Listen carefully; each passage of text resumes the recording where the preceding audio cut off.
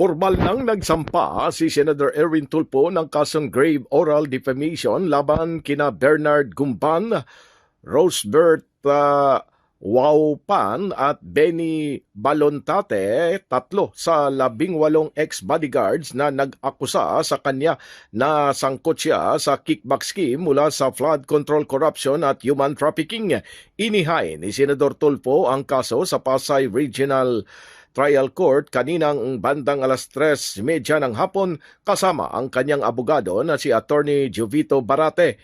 Ang pagsasampa ng kaso ni Senador Tulfo ay matapos ang pagpupulong ng Senate Blue Ribbon Committee hearing kung saan ay inibitahan din ang 18 ex-bodyguards ngunit hindi sila dumalo sa kabila ng ilang beses na pag-imbita sa kanila bagkus ay nakipag-press conference pa sa opisina ni Senador Robin Padilla.